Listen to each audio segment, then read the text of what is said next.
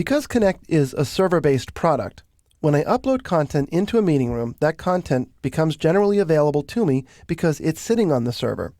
And one of the things that I might want to do is share that content with others. To do so, what I'm going to do is click on this Content tab here in my Connect dashboard, and I'm looking at my content. Now, this is content that I have added to Connect and either moved into my content folder from a specific meeting, or I might have uploaded this content directly by selecting New Content.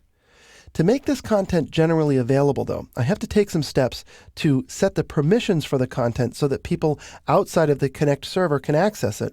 Or maybe I want to protect some content so that that can't happen. And here's how I'm going to do that. The first thing I'm going to do is simply click on this headshot content and show you that everything on the Connect server is represented by a URL. And so I can actually just share this URL with people, and they can go ahead, type it into their browser, and they'll be taken to that content. However, right now, you have to have an account on the server, and frankly, you have to be me to be able to access this content because it's generally protected.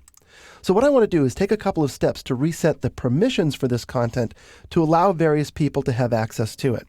We'll start with people on the server. This particular object has permissions associated with it. Now, those permissions actually come from the enclosing folder in which that content sits. So I'll just back up for a quick step. The folder now is the folder that's associated with my username. That's my content. All of the content in here has the permissions that come from that folder. And by default, Connect doesn't allow anyone but you to access the contents of your folder. I can change that if I want, but generally that's not a good idea. So I'm not going to click Set Permissions here. What I'm going to do is click on this particular content and click Set Permissions for this content.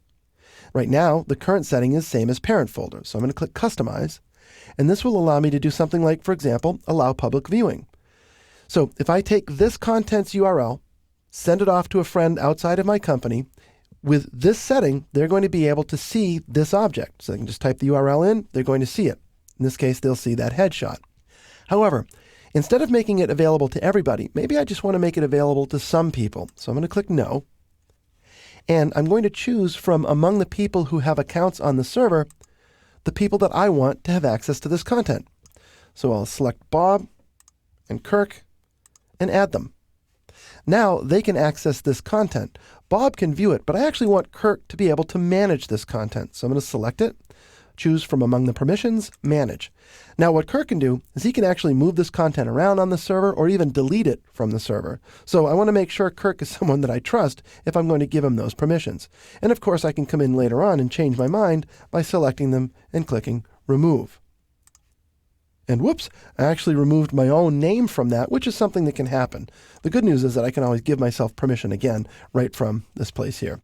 I wanted to delete Bob, not myself. Well, there we go. So that's one way that you can manage content.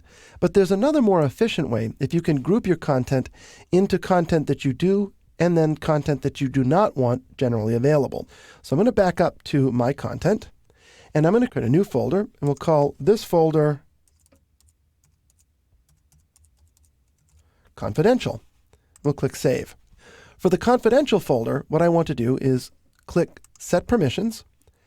I'm going to customize the permissions, and although right now it's set to match the folder that encloses it, which allows no public viewing, I'm just going to be specific and go in and make sure that it's set that way. So there, no public viewing, nobody but me can get in and access this information. That's good. I'm going to create another folder called Open. Click Save, and for this folder, I'm going to set the permissions such that people can view the content openly. And we'll go back. Now, the final step is to actually move the content into the correct folder. So I'll select this and this because I want these to be confidential. I'll select Move, and I'm simply going to choose Confidential by clicking on it and click Move. Click OK, and now that content is inside the confidential folder. I and only I can access that content. For this content, we'll click to select it. I'll click Move, and this time I'm going to put this into the Open folder. Move, click OK, and there you go. In the folder that represents my content, there are now two subfolders, and I can access those two subfolders because I'm logged in. Nobody else can access the content of those folders, even if I give them the URL, because they are protected by Connect.